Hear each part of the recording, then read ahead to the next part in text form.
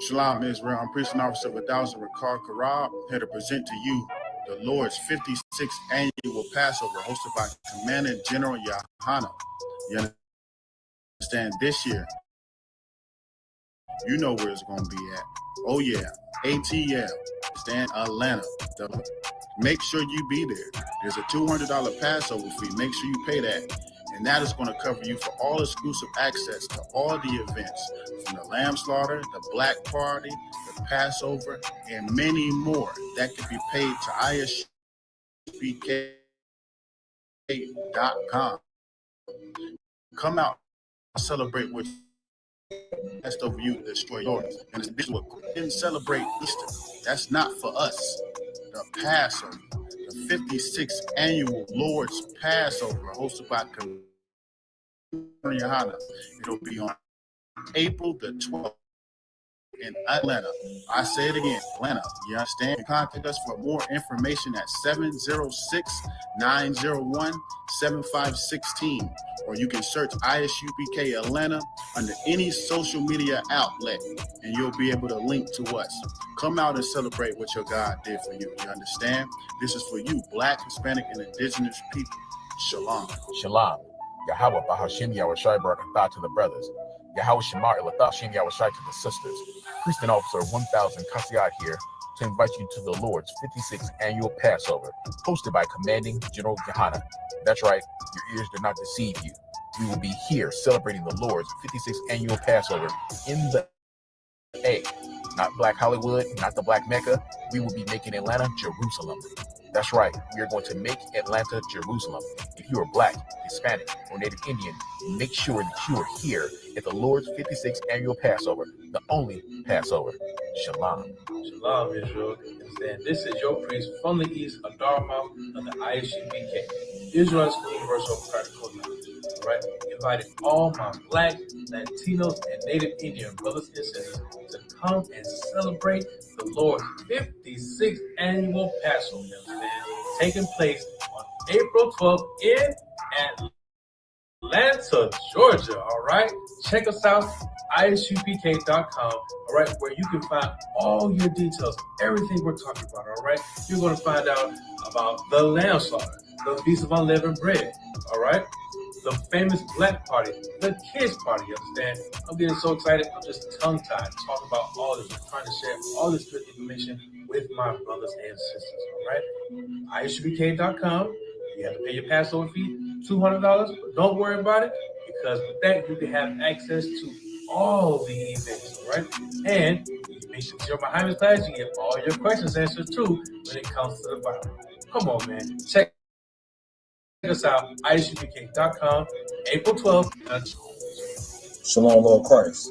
This Officer of 500, Barak Ya'ala, out of the ISUPK. Started out of 1 West, 125th Street, Harlem, New York, under Commanding General Yahana.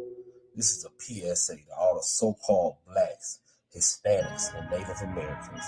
It's going down April the 12th, 2025, here in Atlanta, Georgia, the Lord's Passover.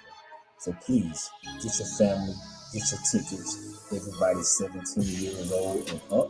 It's $200 a piece. And you can purchase those at isupk.com and contact the number for more information at 706-901-7516 and 706-7. Shalom. Shalom. Yahweh Bashem Yahushai Barakatah to the brothers. Yahweh Shemar Latham Bashem Yahushai to the sisters. This is Priest and Officer Yahweh of the ISUPK Atlanta under Commanding General Yahana. And look, it's that time again, y'all. Passover. Matter of fact, the 56th annual Passover, hosted by Commanding General Yahana, is going down here in Atlanta, Georgia. It's going down April 12th, 2025. Get your tickets now. You can go to isupk.com to get your tickets. It's only $200, 17 and up. The tickets get you all access to all the events. You can check them out on isupk.com. We got the lamb slaughter. We got the black party, which Everybody's going to have a blast at as well. We got the Passover kids party, the Hebrew Academy graduation, and much, much more. Get your tickets while they last. How about Shem Yahushua Barakatham? How Shema Thumb by Shem Yahushua. Shalom. Shalom, Israel. The Lord's 56th annual Passover will be April the 12th, 2025 in Atlanta. If you want to steer entry to Passover, you know what I'm talking about? Atlanta, Georgia, you know what I'm saying? You can get all the details at ashpj.com. You know what I'm saying? You go to ashpj Atlanta. Anywhere I say ashpj, you can get this information. And it's a bingo city all over like Passover. Don't be in the ATL, Atlanta, Georgia. You know what I'm talking about? April 12th, 2025. Shalom. Hey, shalom, Israel. This is Bruce and Officer with the Israelite School of Universal Practical Knowledge. Start out with 100 Harlem, New York, under command Jeremy Austin. This year, 2025, the Lord's 56th annual Passover is going down in Atlanta, Georgia this year, man. Did y'all hear what I just said? The Lord's 56th annual Passover is going down in Atlanta, Georgia this year, man. What does that mean, fam? It means bring your ass down to the Lord's 56th annual Passover going down in Atlanta, Georgia. That's what it means. We got all kinds of events lined up, man. I'm talking about all kinds of events. Listen, man, the Lord's annual Passover every single year ain't nothing but a huge family reunion, man, for all blacks and blacks who are scattered throughout all four corners of the earth, coming together under one room as one body, celebrating the Lord's Passover in the absence of our King Yahushua Mashiach, who the world ignorantly knows as Jesus Christ. This is a high holy day we are commanded to keep every single year. You understand? Also, Israel, there is a Passover fee that you must pay to get into the Passover. So the Passover fee is $200, okay? $200. Now, I know y'all got $200, man. $200 ain't nothing. $200 to get you a pair of shoes. You'll spend it on a pair of Jordans. You'll spend $200 betting on the Eagles and the Chiefs Super Bowl. You understand? Fellas, y'all spend $200, take your woman out on a date. You know what I mean? $200 will give you admission to a 5-day event during the week of the Passover that's full of all kinds of activities and surprises that we do not want to spoil. Okay? So, for more information, here's the phone number that you want to call. You want to call 706, right? 706-901-7516. And go to www.isupk.com to pay your Passover fee. And with that, I hope to see you there. Shalom. Shalom, Israel. I'm Police Officer 500, Marvel Sarp, ISUPK Atlanta, under Commanding General Yohana. Join us 2025, April 12th, for the Lord's 56th annual Passover, right here in Atlanta, Georgia. $200 will get you in. You know, hey, look, if you can make it to the Super Bowl, you can go and pay Usher thousands of dollars to take a picture with him. You can make it to the Lord's Passover. You know, 17 and up, $200. Below that, you know, hey, look, they free. You know, come enjoy this brotherhood. You Black and Spanish, Native American Indians, come and join the family. Shalom.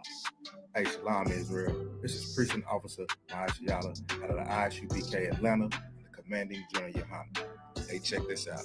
The Lord's 56th annual Passover is going down in Atlanta, Georgia, man. Black Hollywood, April 12th, man. It's going down, man. Make sure you're there, man. This is the most exclusive event on earth, man. Only the Lord's chosen people can come to this one, nobody else. Only Blacks, Hispanics, and Native Indians can join this event. I know most of y'all out there that already got your income tax check, man. Are you waiting on it? Y'all out there working overtime, 80 hours, man, for your slave master, man. Do something righteous with your money, man. Pay your Passover fee so you can have access to Passover. You know what I'm saying? Get your hotels, man. Bring your family. This is going to be a full week of straight fun. It's not going to be a slow day, man. We get every day something is going down. All the information about Passover is on all social media platforms right now. But if you need any additional information, man, tune into ISUPK Atlanta, tune into ISUPK.com. And with that, I'll say Shalom, fam. I'm Priest and Officer of 50 Makulat out of the ISUPK under Commanding General Yohana, and I want to invite you, your family, and friends to the biggest, most extravagant black and brown event that y'all can ever experience in life, the Lord's Passover. Yes, the 56th annual Lord's Passover will be here in Atlanta, Georgia under Commanding General Yohana. From April the 9th to the 13th, we have a list of many events, much entertainment, plenty of activity for the kids, man. You know what I mean? We'll be going down here in Atlanta, Georgia. Even if you want to come network, you know, get your Black Wall Street on, make sure you show up for that. You know what I mean? If you're from North, South, Central America, Haitian descent, Jamaican descent, West Indian descent, man, make sure you're here in Atlanta, Georgia from April the 9th to the 13th. Besides, the Lord said it's a commandment to keep Passover anyway. See you soon. Shalom. Shalom, Israel. It's Officer Isaiah right here, 1 West, 125th Street. You know, we've always brought people together. You know, we've been bringing people together, thousands of people since 1969. You know, our organization has fed and clothed hundreds and thousands of people. You know, and right now, we are coming together once again for the Lord's Passover, April 12th in Atlanta, Georgia. And you don't want to miss this. 3353 Glenwood Avenue for the classes. And tune in for the Passover. Shalom. Shalom, Israel. I'm Priest and Officer Napash Raad out of the ISUPK, the Israelite School of Universal Practical Knowledge, here to cordially invite all my brothers, all my Blacks, Hispanics, and Native Americans to the Lord's 56th annual Passover. We have events coming from April the 9th all the way to April the 13th, including the lamb slaughter, the kids party, scripture breakdown, the Hebrew Academy graduation, the all-black party, the brunch for the Passover, the actual Passover. And then we definitely gonna round it all off on that Sunday, April 13th, with the Feast of Unleavened Bread. You are cordially invited. All you got to do is pay your Passover fees, $200 for every adult 17 and older. All kids are free. All these events have food, entertainment, drinks, everything that you could possibly need. We got you covered. You are going to witness the most brotherhood that you have ever seen in your life right here in Atlanta. I'm looking forward to seeing all my brothers, all my sisters there. I repeat, my Blacks, Hispanics, and Native Americans. You are the only ones that have been chosen by the Most High to come to such an event. All right? I'm looking forward to seeing all of you. Shalom. Shalom, Lord of Christ. This is Priest and Officer 50 Hyatt Call of the ISUPK. Start out of 1 West 125th Street, Harlem, New York, under Commanding General Yohana. Now, we're born and raised in Atlanta. And I'll tell you right now, there hasn't been a single event that will come close to this Passover coming to you April 12th. If you want to get more information on it, you can contact 706-901-7516. For all Blacks, Hispanics, and Native Americans, this is going to be the place to be. It's a brotherhood celebration and gathering like none other. Come on out, pay your Passover fees. It's a small $200 charge for that. It gets you access to a week full of fun. You got the Black Party, you got the Lamb Slaughter, you got General Muhammad's Scripture Breakdown class, where he will answer all your questions and solve all your problems. You got the Feast of Unleavened Bread, and like I said, the Passover going down April 12th. Come on down here to Atlanta. Let's get right. Shalom, Lord of Christ. Yo, Shalom, Lord of Christ, Israel. The Israelite School of Universal and Practical Knowledge started out of 1 West 125th Street, Harlem, New York. Well, Priest and Officer Dr. Long coming to cordially invite you to the Lord's 56th Passover. It's going to be in Atlanta, Georgia, man. It's the first time it's ever in Atlanta, man. So you know you don't want to miss it. Come and check us out, man. It's going to start off with the lamb slaughter. It's going to be on Wednesday. That we're going to have General Muhammad's Scripture Breakdown. It's going to be on Thursday. On Friday, we're going to have the big Black Party, man. The Black Party that everybody loves to come to, man. It's going to be a day trip, man. Come check us out, man. East side activities, man. The Atrium, man. All Black Party, man. We're gonna have Pastor Troy there. We're gonna have China Monet in that month, man. Come check us out, man.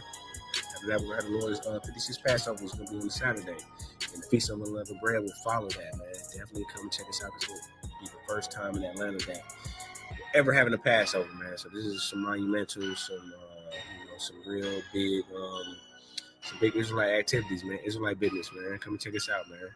Shalom on the Christ. Shalom, Israel. This is the ISUPK. Started out of 1 West, 125th Street, Harlem, New York. And this year, we'd like to invite you out to the Lord's annual 56 Passover. It's going to be here in Atlanta, Georgia, starting April 9th all the way to April 13th. We want to see you there. The admission is $200. So don't even bother celebrating Easter. You're not supposed to be celebrating it anyway. That little money that you was going to spend on that, just put that towards your admission. We want to see you there.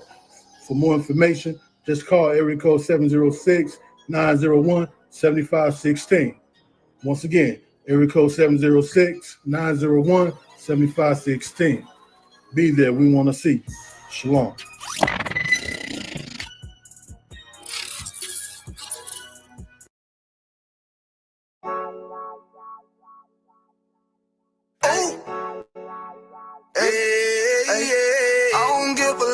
Fuck what them bitches gotta say. I'm a woman West nigga till they put me in the grave. I don't give a love fuck what them niggas gotta say. I'm a woman West nigga till they put me in the grave. I don't care about what they say. Hey.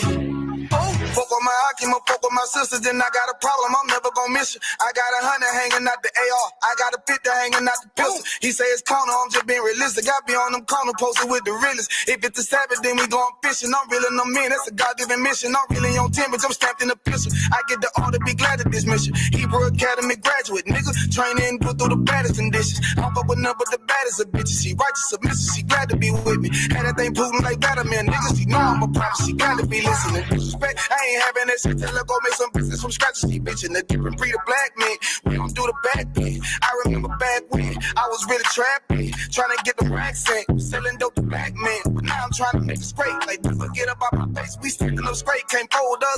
Too heavy, the world won't hold us. Those bitches some rank, I told you. Line up in these ranks, we sold you. You can take that to the bank, we focus on. How many times must we remind you? One body, one breath, some break off, but never take off as a flex. When the law with you ain't no up next. It's just us, nigga, that's that on that. All that weak shit, that ain't no threat. Say you won't beat, bitch, with that ain't no sweat. We with all that. The Lord called a nigga out the world. I responded and called back. Oh, Lord. And everything that they stole from us, fuck that shit. We want all that. Them niggas snitching and they act like bitches. That's why we unaffiliated with them. They killing women and they fuck with sisters. That's why we unaffiliated with them. They telling lies, switching up the doctrine. That's why we unaffiliated with them. They ain't gon' ride until they die, so that's why we unaffiliated with them.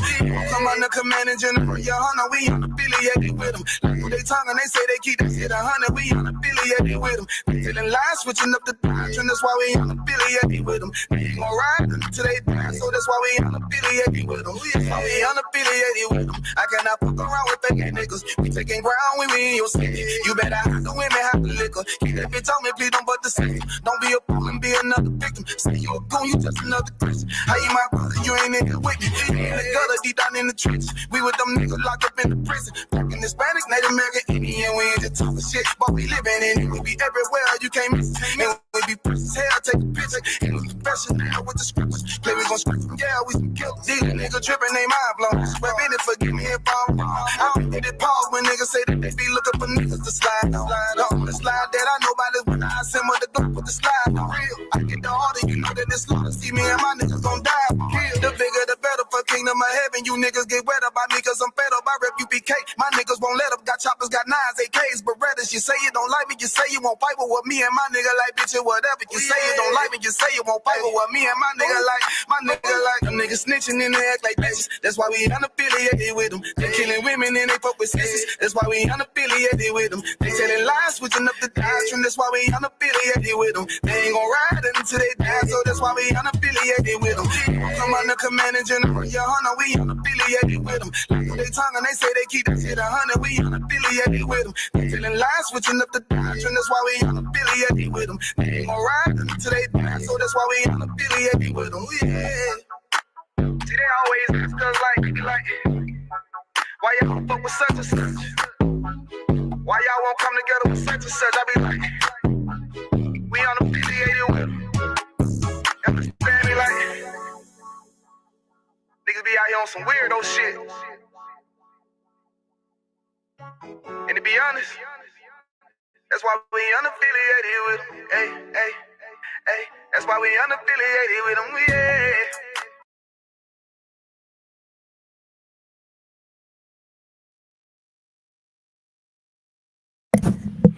All right, shalom, Israel.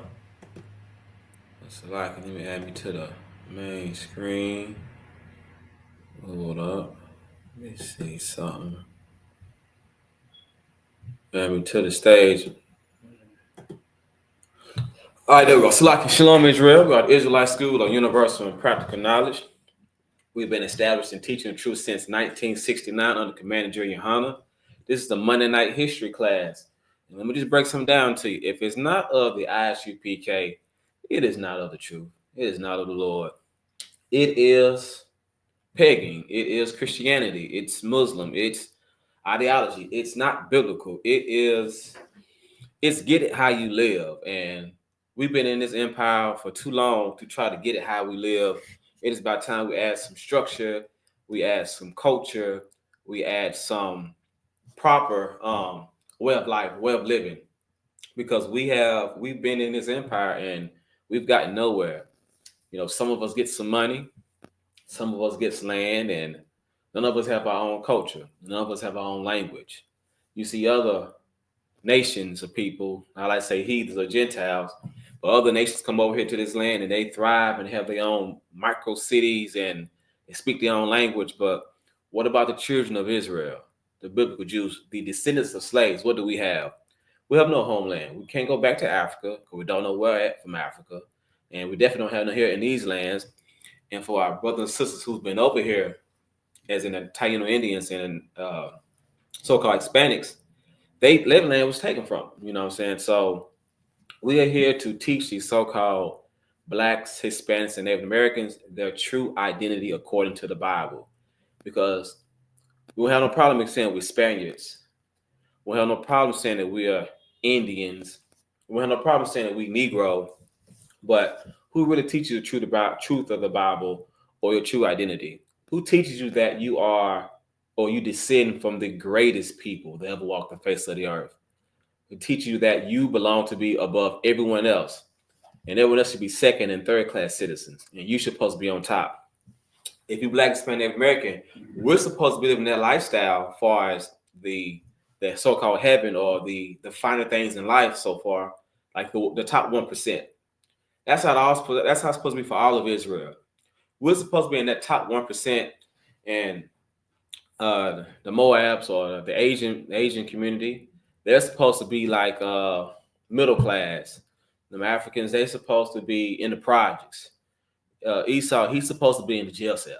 You know, the so-called the Caucasian race. They belong in the jail cell or what's the other place called? The graveyard. Yeah, that's where they belong. Those are their thriving communities. So we're gonna go into a few scriptures about gospel. I figure I talk about a brief history about the gospel music and the singing and where it comes from and how it came about.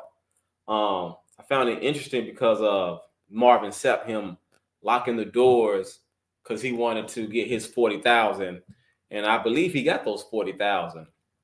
That's crazy work, 40,000 on a Sunday, which they probably got more than that because they probably passed their collection play around early and probably already got about 12,000 the first go around. So, and it so happened he also sings gospel music. So we're going to go into the Bible about what gospel music is. And is it biblical? Is it, like what's up with the whole gospel music and why we got to be having the tambourines and the drums and the organs and like, is all this stuff necessary? So we'll get into the Bible. If you got any questions, let me make sure I got this up so I can see your questions. If you got any, Salakia, see some comments. Okay, Con, I got you checking in from Texas. Nakashav. Gotcha. MOXO, okay. Most High Christ. So we're gonna get into that. So if you got any questions, just type it in the chat and I'll answer your questions. But I do want to get a feel for those who are watching. Just answer me this one question real quick. What is your thoughts on gospel music? Like, what do you know about gospel music? If you could, whoever's still in the chat or whoever's still watching, just tell me your thoughts about gospel music. Like, what you grew up on. Like, if you like gospel music, if you think it's biblical, which most of us still do, which I thought it was biblical, you know, they always sing the songs about people. So, of course, I thought it was biblical when I was coming up. But, like, what are your thoughts about gospel music? If you could, you know what I'm saying, just if y'all could just type in your thoughts on that real quick, Baba Kashaw. So like, let me put this on vibrate, so like for disrupting the class. Hopefully, someone's important. They'll call me. All right, so that's something I wanted to get in with, discuss, and we'll touch bases on that. Like, what's your thoughts about gospel music? True, I see you checking in, Warrior. Hey, if you could, I want, since you just coming in or responding, or put in the chat, what's your thoughts about gospel music, if you could, Baba Kashaw?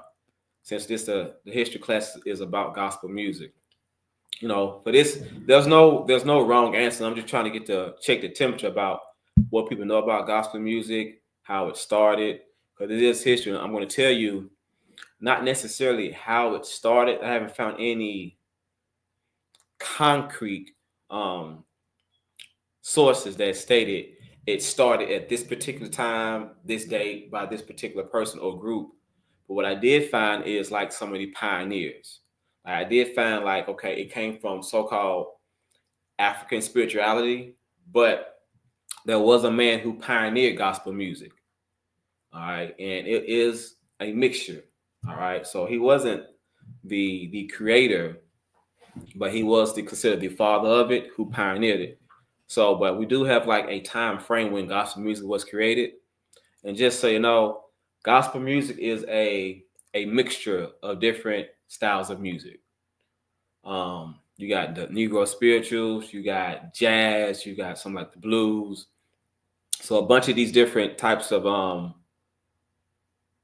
hymns, these type of lyrics and hymns was put together. Then, of course, and, you know, they added to the church, and the churches took it and they added their hypnotizing to it, and they added all of all that, and the backflips and the cartwheels and the Holy Ghost, all the other nonsense they do in the church, you know. So we'll get into that, and maybe in another class, I'll get into like the hypnosis of it, you know, how they touch you and you're supposed to fall out, lay down. So I'll get into that. Okay, let's see what Amawad said. Gospel music really wasn't something I listened to, but I feel like they tried to make it like R&B style, something to catch a tune for the people in church. Hey, you know, Amawad, that is a great response, because I remember when I was in the church, you know, I didn't like going to church. I only like going to church I didn't like church at all, but I can tolerate it, or what made it fun was, I could say two, I'm gonna say three reasons. One was the music. I did like the choir. Like, I love the entertainment, like the music that they played. And then two was, of course, for the girls. The girls was at church. I was a boy. I'm a heterosexual man. I was a little young boy, or growing into a young man. The women was there. And then when I was in college, in my early days in college, Mount Zion used to give us a bus to come pick us up from school, and they feed us afterwards. So I like to go there for the free food, like a good hot cook. It was like some quarter leg chicken and some good old mashed potatoes and green beans. Oh yeah. So I went there for the first two reasons. As a kid, and as I got as old as an adult, I added that third to it. Well, mostly for the music and the women. That's all I care. It was like subtle club Sunday, you know, subtle club Sunday. That's what it was. It was a club on a Sunday, very subtle, and nice dress, and you don't get no liquor or nothing, but they got the grape juice on the first Sunday every month. I used to, tear them up. But they grape juice and crackers, man. They work in the back of their kitchen. That's all I want was that grape juice. So, yeah, that's what it is. People do make it like an R&B style to catch a tune. Everything's about big business. I didn't bring the information with me today because I'm still trying to separate the business of the church.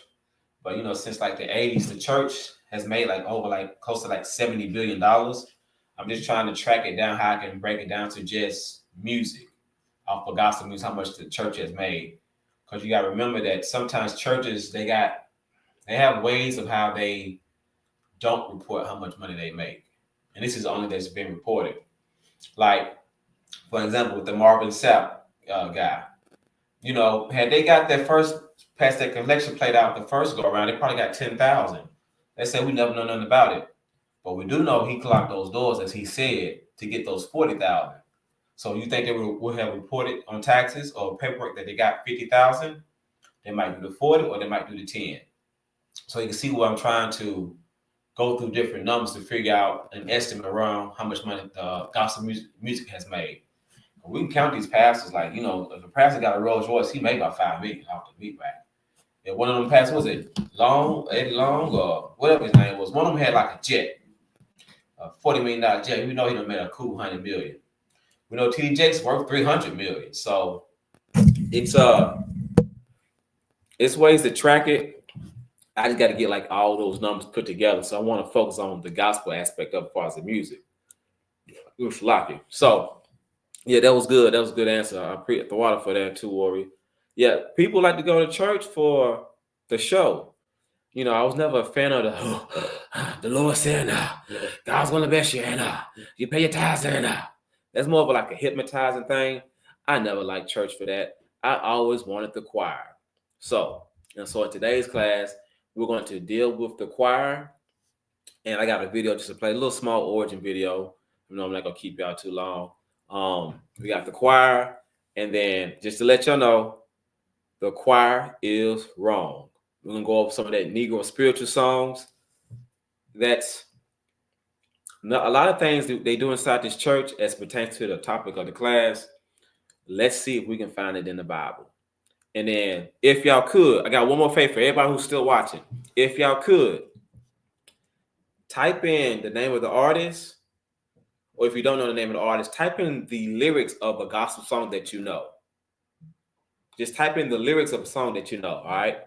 If you could do that for me, Baba Kashaw, type in the lyrics of any gospel song or artist that you know.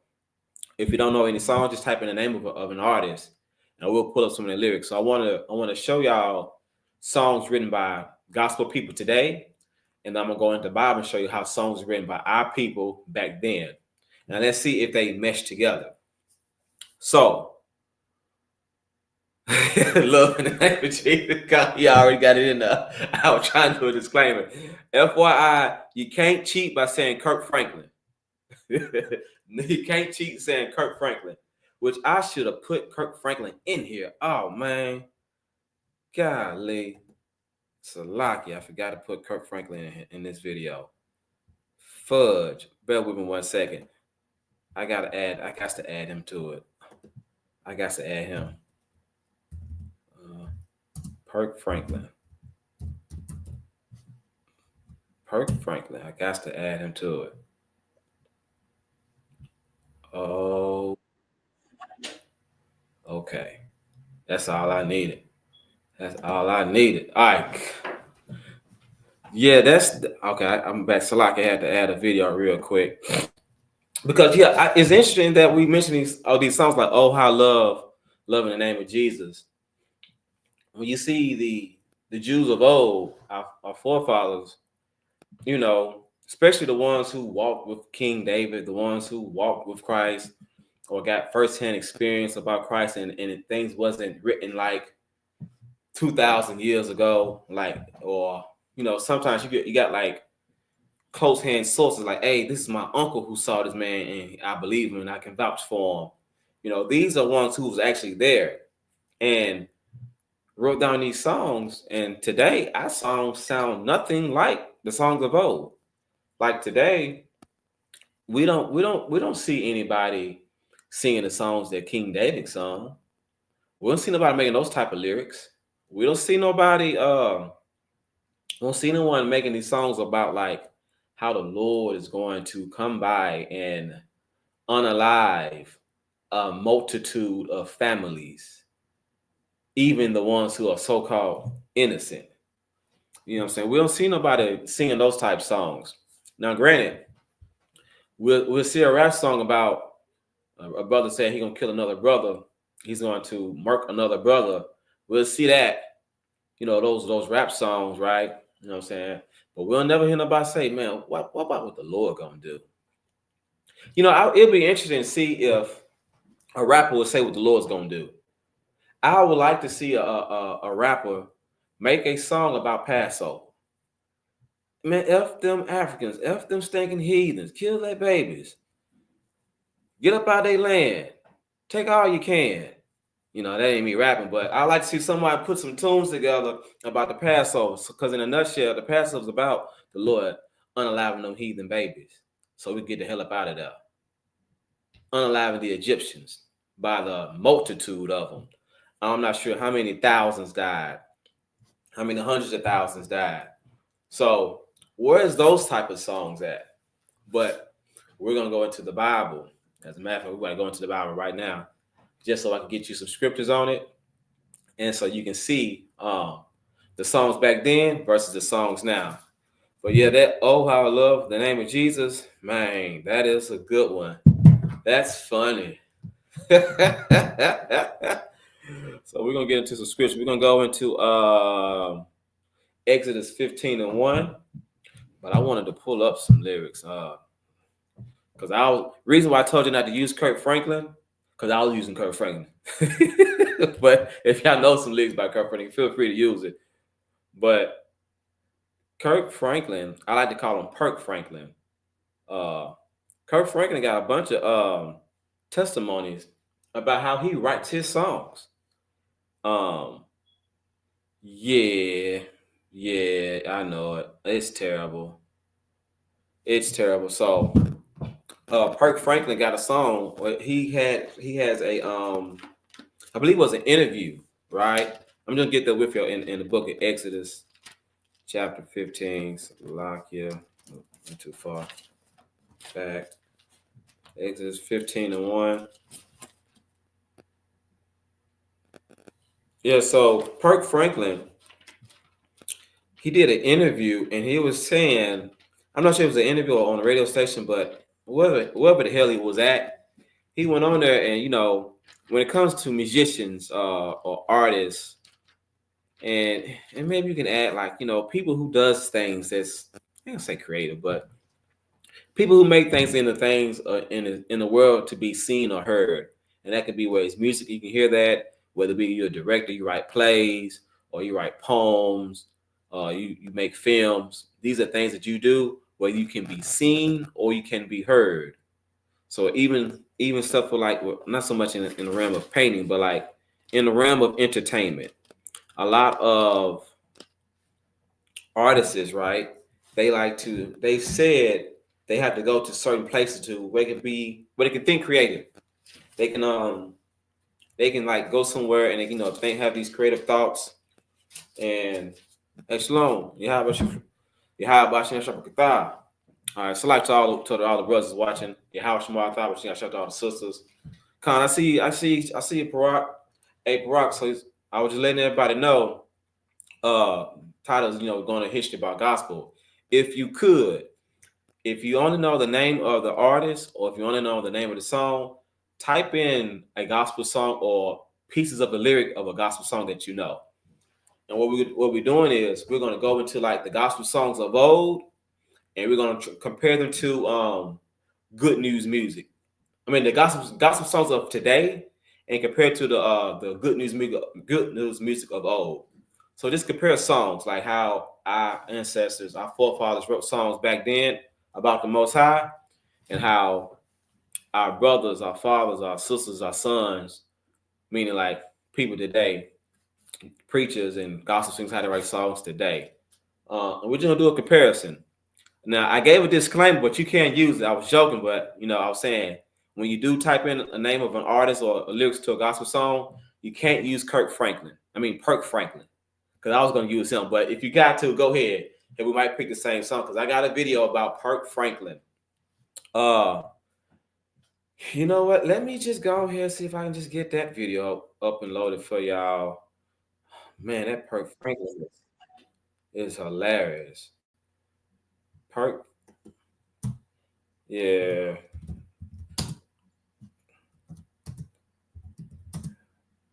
How he writes his songs. So like I'm typing this in, bear with me. And I'm gonna get this ready, queued up. All right. Okay. I'm gonna go over with Perk Franklin. All right, so we're gonna go into the Bible about gospel songs, and then not gospel songs. We're gonna go into the Bible about songs, and we're gonna compare them to the Christian church and their gospel songs. In the Bible, songs was really news. Songs, look at it like good news that you want to sing unto the Most High, or things you want to be done. Sometimes it could have been something sad, but a lot of times when we write these songs, it's normally it comes down with like a plea. You want something to stop. You want something to happen. All right. So I'm going to get into Exodus chapter 15. And this is a song. Come too far to turn back now. Hey, listen. And just look at that. Like, now let's take that same song, right? Those same lyrics, right? Barack Obama had put in. Come too far to turn back. Now, how would you feel about singing to the Most High? Hey, Most High, I came too far to turn back. Now I'm here with you, knowing that you're a pastor and you got the first husband. What you mean you come too far to turn back? You saying you can't repent no more? Like, just listening to the lyrics of these songs today of gospel music, and we're about to read how they wrote songs and sung songs back then. It's not even night and day. It's a whole nother dimension. Like, it's not even in the same world. Because I got a video of Perk Franklin, how this man made songs to our king, I might add. How he writes his songs. And like the fact that you get motivation from writing like that, it's disgusting. That was thinking about quitting. Yeah, so that's what I'm saying. Like, cause I've heard of a sodomite pastor singing those lyrics to that song, but he wasn't talking about divorcing his husband, the first husband. But yeah, Con, that's another thing. Like, you thinking about quitting, I'll give you one song that we fall down, but we get up, whatever. You know what I'm saying? You singing about Christ. Christ didn't fall. Christ did not fall. But if I'm being transparent, there was some songs, gospel songs I did like. There was something like "Dance How David Dance." Oh, I did like that song. That's very cheerful. The drums is amazing on that track. The "Dance How David Dance." But when he say "dance like how David dance," it didn't mean you're supposed to twerk to it. Like, we got songs today. It's always a feel good about ourselves, but nobody talks about the condition that we're in. But yeah, Con, I agree with you, Barack, 100. All right, so I'm getting to the scripture real quick, and then I'm gonna play something. How Perk Franklin gets his motivation and where he gets his motivation from. All right, and then we'll go into like some history, a brief history about gospel music, and then after that, I got a funny video about Perk Franklin, and then I'm gonna finish this off with some scriptures. All right. So first, I'm gonna start off with Exodus chapter 15. Start off with verse 1. It says, "Then sang starting right off the bat. Then sang Moses and the children of Israel this song unto the Lord. So Moses was singing, and the children of Israel were singing. So just to give you a little bit of context, this is when we are out of Egypt. So you can always imagine that we out of Egypt, and brothers and sisters and children's already fussing and hungry. They're not used to what they think is the finer things of the Egyptian life. Much like how it is today, you can't imagine without living our oppressor, Mr. and Mrs. the white man, woman, and child. So they're probably fussing a lot. So they're gonna sing some songs unto the Most High. We're gonna sing some songs unto the Most High, and let's listen as we read these lyrics of this song. Because this is a song. It says, "Then sang Moses and the children of Israel this song unto the Lord, and spake, saying, I will sing unto the Lord, for he hath triumphed gloriously." Oh man, he slain some Egyptians. He slain them by the thousands, by the hundreds. He slain them, get them out the way. Triumphed gloriously. The horse and his rider have he thrown into the sea. Oh, they spread in the part of that sea, and they came in behind him, and he drowned. They're singing, praising the death of an enemy. Much like how, America, it celebrates their memorial for their fallen soldiers, or 4th of July, how they got their independence. Oh, they love that. They love to talk about what they've gotten. So there's so many other wicked holidays that they praise. So if America can be happy for their independence from Great Britain, because they had to go to war, and, the Ashkenazi, he go out and get every 108-year-old German, whoever he can find, respirator on and all, who he can find to get justice. Why can't we sing about the justice that the Lord might do? So why can't we sing about the California fires and how they are wreaking havoc? Why can't we sing about our enemies in any way, form, suffering? You know what I'm saying? Because it's the Lord. Why can't we have these type of songs? No one sings those anymore. All right. It says, he had triumphed gloriously. The horse and his rider has he thrown into the sea. Verse 2. The Lord is my strength and song, and he is become my salvation. He is my God, and I will prepare him an habitation. What's that habitation? We're talking about heaven. We're trying to build up the heaven here on earth. All right. So like it. My father's God. Who's our father's God? Now, my father's God that's a possessive. It's something very possessive. We're talking about my father's God. He didn't say the planet Earth's God. He said my father's God, meaning he ain't talking about all nations of people. He's not talking about your friends, James, Benjamin, Bartholomew, Mr. Adams. He's not talking about Donald or Elon. We know y'all love them together, everyone together, but he wasn't talking about them. He's talking about my father's God. All right, I'm going to keep going. He said, for my father's God, and I will exalt him. Verse 3. The Lord is a man of war. No one talks about a man of war, because when you go into war, there's going to be a lot of unaliving, a lot of killing, a lot of getting rid of, a lot of feeding bodies to worms. You understand? So like in that church, they never even talk about these type of songs that we sung. There's always some happy. We fall down, we get up. Okay, yeah, sure, whatever. Dance like David danced, sure. Or the Marvels Up never would have made it, sure. Any other song by the Winans or whatever, the Wyans or whatever. No one sings these type of songs. Why? It's all in the Bible. Like, it's in the Bible. Like, okay, it's in the Bible. So how come no one is talking about these type of lyrics? We're talking about what the Most High did. We're talking about killing by the thousands, hundreds of thousands, by the millions. Hell, not even by the billions. Why no one singing about these type of songs are about to come? All right. I'm going to keep going. It says the Lord, verse 3, the Lord is a man of war. The Lord is his name. Verse 4, Pharaoh's chariots and his hosts had he cast into the sea. His chosen captains are also drowned in the Red Sea. They're singing about, yeah. Hey, yo, Pharaoh's captains, yeah, they drowned.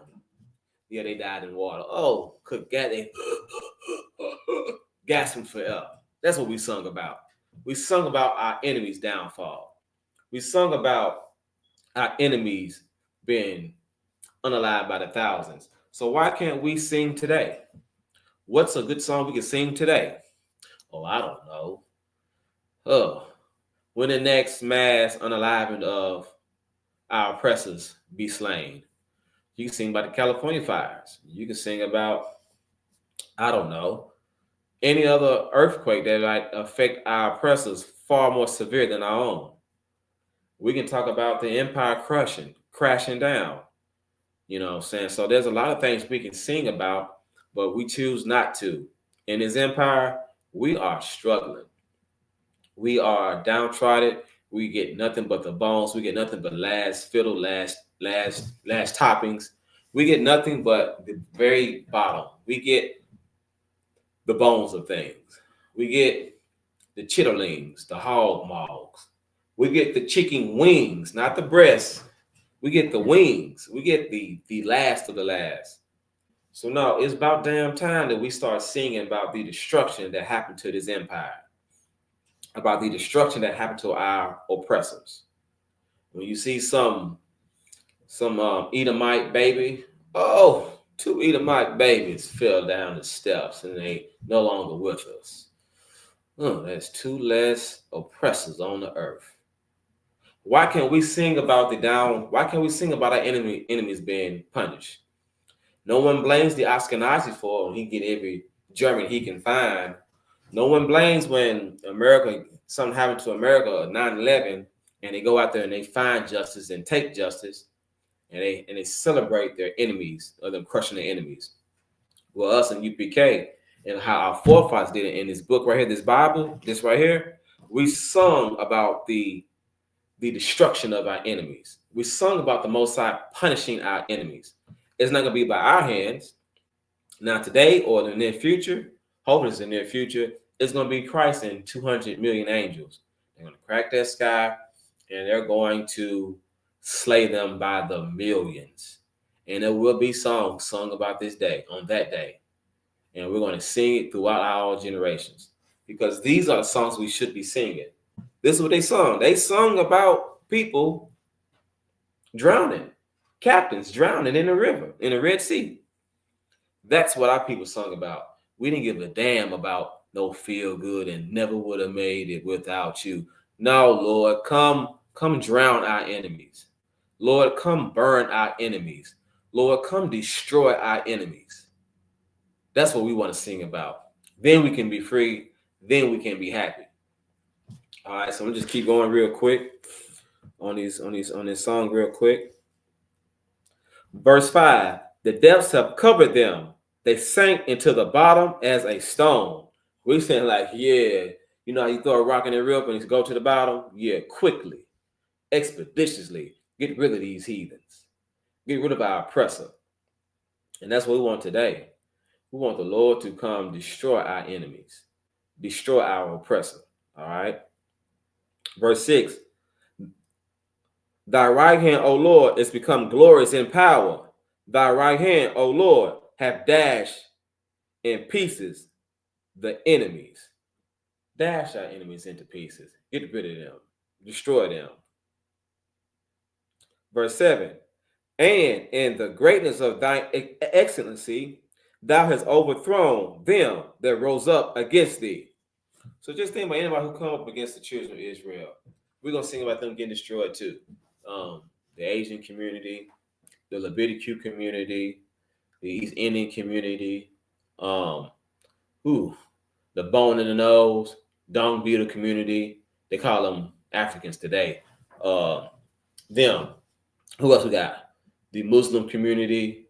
Anybody that come up against us, we're going to sing about your destruction as well. And when the Lord destroy you, we're going to make a song about you. Y'all remember that one heathen that the Lord took that tree like off some Final Destination type stuff and it splat him? Lord, crush him again. Rewind that track back. The point I'm bringing out to you is that in the Bible, when we sung songs, it was to crush our enemies. It was to free us from the oppression.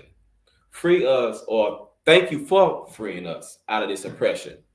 Today, we still being oppressed, and people wants to sing about, make songs about our king and how he writes his songs, and smile and stomp. He ain't talking about stomping his enemies. He's talking about stomping the devil. Oh yeah, really? And how you gonna do that? You gonna just put your foot on and bring it back? That's how you gonna deal with the devil? How about the devil should become a corpse? You know, so I don't understand why you want an enemy to be alive to gain his power back to torment you. So these are the songs that we sung to the Most High. And let me go ahead and play this video up real quick. Let me cue up the video. So, hold on, bear with me one moment. Share the screen.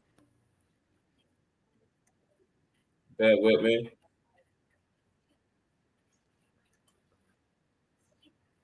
Share screen. Bear with me one moment.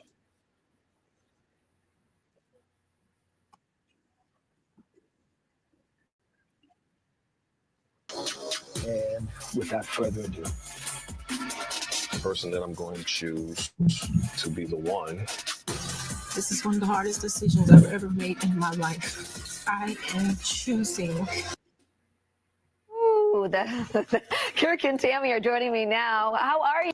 Salt and pepper, so a little different for a, hold on 1 second, Israel. a dating series. Or each seeker of suitor, they go on a series of dates, right? And a little bit different than the other shows is that there's a certain level of Black excellence, and there's a sense of trying to inspire them more than You're gonna be talking about how he writes his songs. There's drama. I'd rather hear from him if I can find that minute marker. But we try to bring some light and some nuggets of hope. What's going on, and they're going on these days. Did you guys ever disagree on who you thought was right for them? Did you weigh in on that? Yeah, we definitely gave our input. Yeah. Secret to like this loving long relationship. Is there really a secret? No. Can you put a button No, on wait that? 1 second, Israel. There's no magic, and it drives me Bro. crazy. There's no magic. There's no silver bullet. And I think that a lot of times we over romanticize so many things. Lord, Yes, fragile those are humans. moments in people's lives. Those are just I was singing it like an hour later. It got caught in my head. and tell them what you said a minute ago. Person and another person Absolutely. is just a beautiful addition. It was definitely an earworm for me, and you made history recently. Was 100 Weeks at #1 on the Billboard Gospel chart? Well, what was beautiful about it is that being on that chart said that I was the first artist ever to be at 100 Weeks. I'm glad that it was like an earworm for you. It was definitely an earworm for me, and you made history recently with 100 Weeks at show. Thank you. The One premieres next Thursday, May 18th at 9 p.m. on TV One. And a real estate agent, a little salt and pepper, so a little different for a dating series, and they are, Salakia. All right, bear with me 1 second. Let me get back on here. All right, Salakia. I had to go back into it and find that minute marker, but I'll just tell you and I'll try to go back and find it. But basically, what Kirk Franklin said, this is how he writes his songs. Remember earlier I was telling you that when it comes to like entertainers, those who might sing or rap or who gonna have something that's visual, like a director, or some of a play. They have like these ways to get like these creative thoughts of theirs. Now I'm excluding the ones who like to get high and all this other stuff like that. Someone do find their creativity from that or whatever because they're just high. But a lot of time when it comes to like musicians and artists and directors, they like to have certain thoughts. You know, they've been like certain moods or certain places. So I know some rapper, I think maybe like Tupac used to say that he'll go sit in the bathroom and write down his thoughts and write down his raps. I believe Biggie used to say that. They say he'll hear the beat first, and he'll listen to the beat for like hours on end, and then he'll either write some songs down to that beat or he'll freestyle. I know a lot of times Lil Wayne says that he'll just freestyle, and then he'll listen to the beat and then find out what beat goes good with that freestyle. He said he don't write no more. Same thing with Jay-Z. I know some artists say that, you know, they like to go to like a setting where like they have like a desk, like a school setting. So you got to sit down and write your thoughts. So what I'm saying is people have like these old ways of how they get into like that mode where they write songs. We sit in the bathroom, or someone likes to fly out. I know Gunna says that he likes to fly out to Barbados or some other island, exotic island, and be by himself. I know sometimes drag queen Tyler Perry says that he likes to fly out away and to be by himself, and he write down his plays. So a lot of people like to do certain stuff. Here's what Kirk Franklin likes to do. Boy, I wish I had that minute marker or with him saying it. Maybe I'll try to find it on my phone. Kirk Franklin says that he likes to sit down on a piano, bare, butt naked, Glorilla Shebrew style, and write songs about our king. He likes to be bare, writing songs about our king. That's how he gets his motivation. So this man here is a much of a austere man, as much as a who man is going to come back and he's going to murk people by the families. He's going to murk people by the race. He's going to murk people by the generations. He's saying he's going to write songs about our king being butt naked on a piano. Like that type of that right there, he should just recant every song he's made. Tell him take it down, take off the charts, get back the money. And if he refused to do so, he should just go sleep outside Gravestone Boulevard.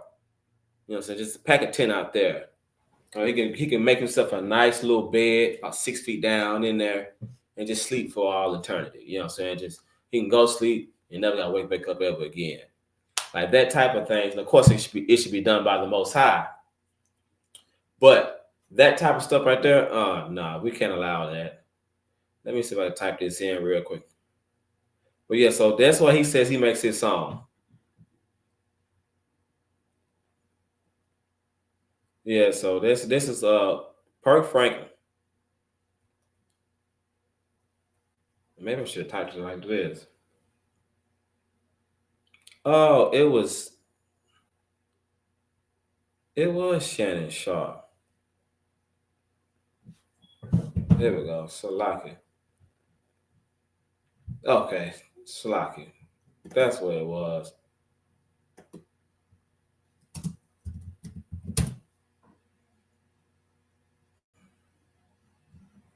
Bear with me 1 second.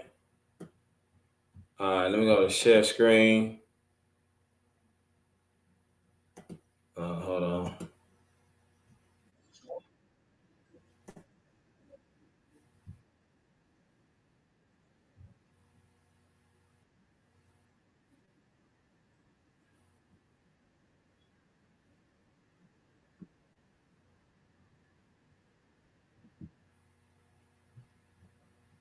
All right, here we go. Salaki.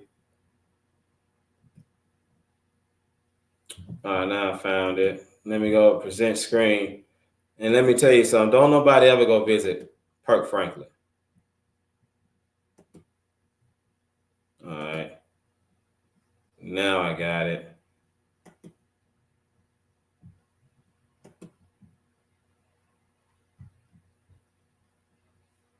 So many songs that have blessed people have been written butt naked. Next question. Y'all hear that? But So many songs written by Kirk Franklin and was written butt naked. All right, let me move this over. So many songs that have blessed people have been written butt naked. Next question. Really? But not one sock on.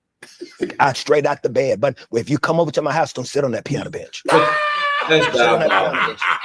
That's crazy. That piano bench ain't had nothing but cheeks. on that piano bench. That's crazy work. That man talking about some of the songs that bless people. He writes songs about our king. He said, don't sit on his piano bench. Ain't nothing but cheeks right there. Him in the nude. Yeah, diabolical. Let's finish on these scriptures. That's crazy work. Let's finish on these scriptures. That's the spirit behind gospel music then. I mean, today. And this is how good news music was written back then. Let me go back into it. Verse 7. We'll start back up on verse 7. And in the greatness of thine excellency, thou hast overthrown them that rose up against thee. Thou sentest forth thy wrath, which consumed them as stubble. Verse 8. And with the blast of thy nostrils, the waters were gathered together. The flood stood upright as in heat, and the depths were congealed in the heart of the sea. Verse 9. The enemy said, I will pursue, I will overtake, I will divide the spoil. My lust shall be satisfied upon them. I will draw my sword, my hand shall destroy them. Verse 10. Thou didst blow with thy wind, and the sea covered them. They sank as the lead of the mighty waters. That's what he's talking about, destroying our enemies. Salakia. That's the songs we sung. Those are the songs we sung. So let me give you another one. It's a funny one. So let's go into a little bit about this gospel music. Bear with me 1 second. Thought I had some up in the queue. All right. It's short. I promise y'all it's short.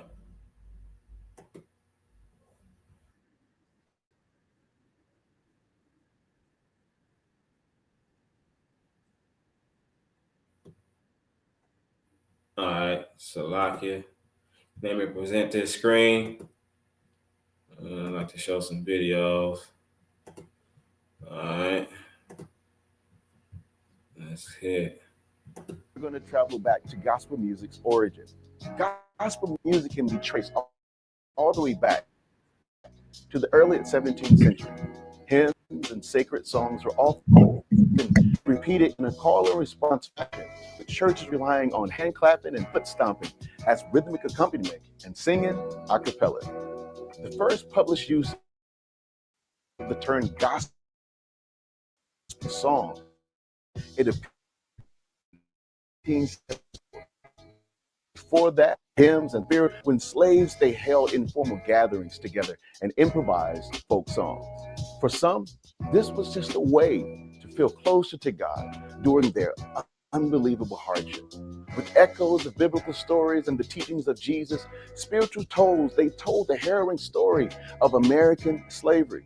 Some used spirituals as a covert communication, songs like Sometimes I Feel Like a Motherless Child and Rock My Soul in the Bosom of Abraham. They offer personal accounts of slaves' struggle with freedom, identity, heritage, and spirituality. This is why scholars regard spirituals as the most significant form of American folk music.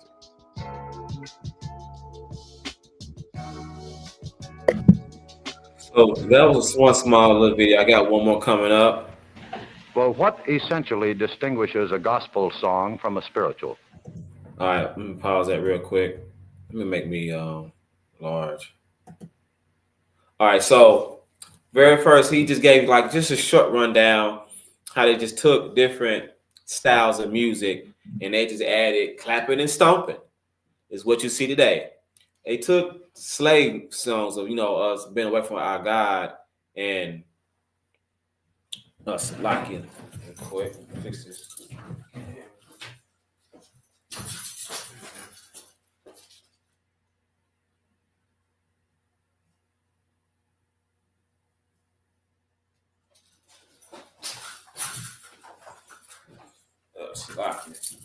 Yeah, so they took songs of our ancestors, the Negro spirituals, and they took those songs and they added stomping and clapping. They took us being our backs being beaten in and added stomping and clapping, and that's what you got today. Gospel music is nothing but stomping and clapping. And before we get into the Negro spiritual one, this man by the name of Thomas Dorsey. I don't have the link to put up. My computer been freezing up on me. But you can look him up yourself at your own leisure.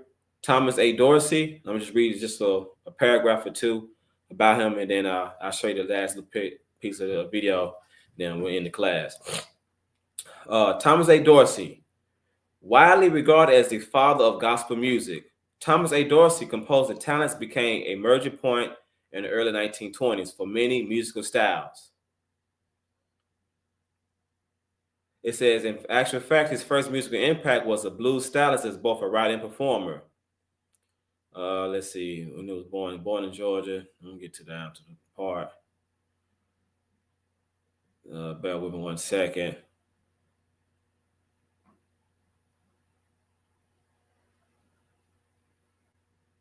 Let me see. I'm trying to get to. It says years later, he would compose such compelling gospel classics as Take My Hand, Precious Lord, blah, blah, blah.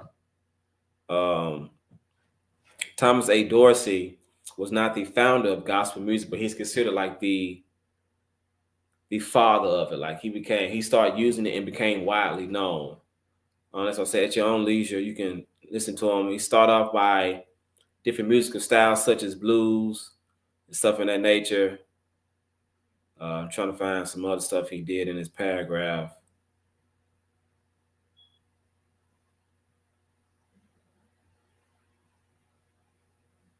All right, so here's a little bit.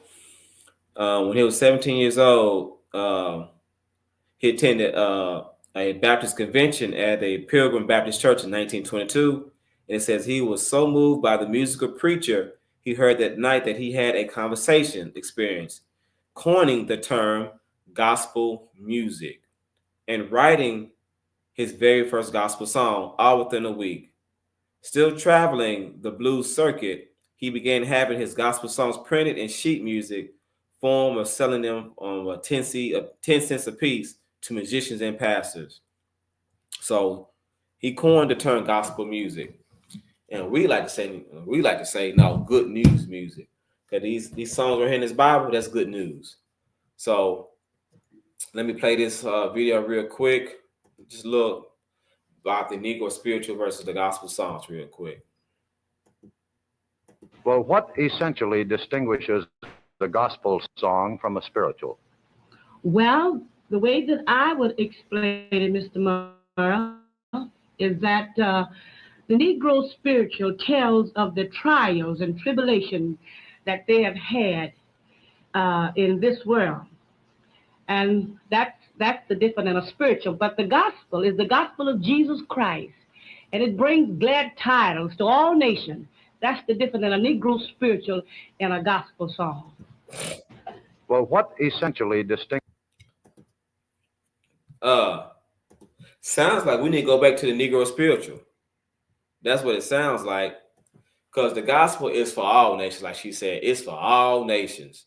But you can't find that nowhere in the scriptures. It says his, which is something very possessive. I got one more scripture to go over. Let's go to Psalms 137.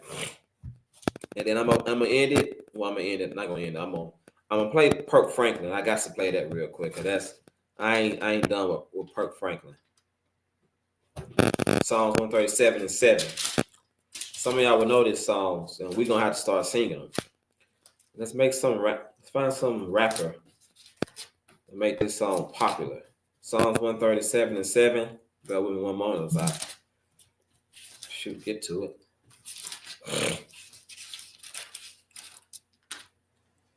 All right, here we are. All right, this is the book of Psalms, chapter 137, starting at verse 7. This is a song, I might add, by King David. And this is a good old rap song. How about that? It's good old rap music right here. It says, remember, O Lord, the children of Edom in the day of Jerusalem, who said, raise it, raise it. When they say raise it, they really mean to burn it down, tear it down. That's what I mean. That's what raise it means. Slovakia. I'm gonna have to take this. When they say raise it, it really means to tear it down. All right. Even to the foundation thereof. Verse 8. O daughter of Babylon, who ought to be destroyed, happy shall he be that rewarded thee as thou hast served us. Sometimes when the Lord when he's going to reward you, it's usually almost never good. When he's going to reward you in the context of that. All right. Verse 9 is my favorite. We need to make this song and make this into a track and see if Kirk Franklin would dance to this. Since people want to talk about dance like how David danced, let's also sing the songs he actually wrote. Let's sing some of David's songs.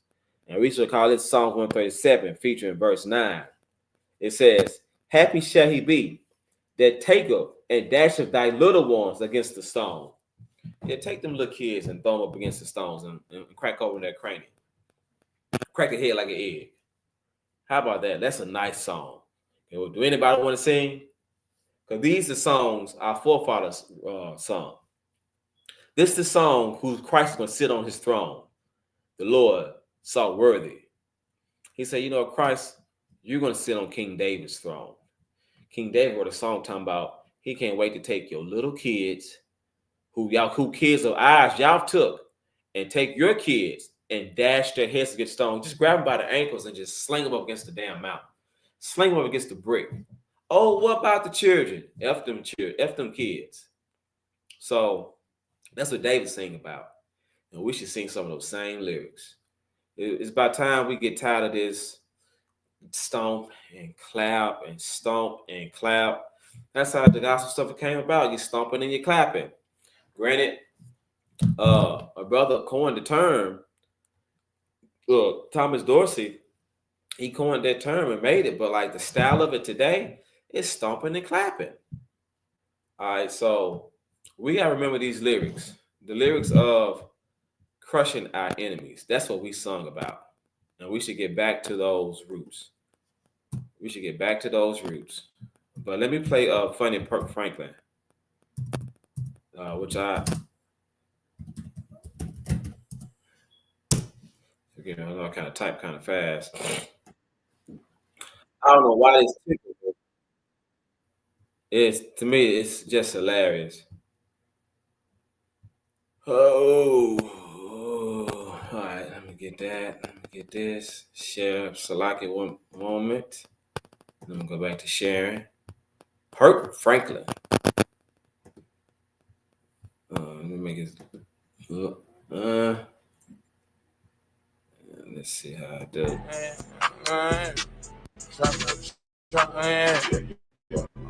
Kirk Franklin, y'all. What kind of dance is that?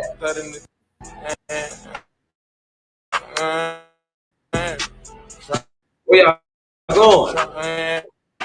What the hell is that? What do you say? Don't rob me. You go back. You go back. That's Kirk Franklin, y'all. That's a lot here. That filthy piece of garbage says he writes songs about him being bare to our king. But that's Kirk Franklin, y'all. Let me tell you something, Israel. We got to get back to our roots. We got to get back to singing songs that's going to really crush our enemies if we want to get out of this oppression. All right. So with that being said, I'm Preaching Officer Duraki of the Israelite School of UPK under Commanding General Yohana. We look forward to seeing y'all April 12th. If you got a few days to kill, April 9th through the 13th in Atlanta, Georgia, to celebrate the Lord's Passover, 56th annual Passover. And with that, I say shalom.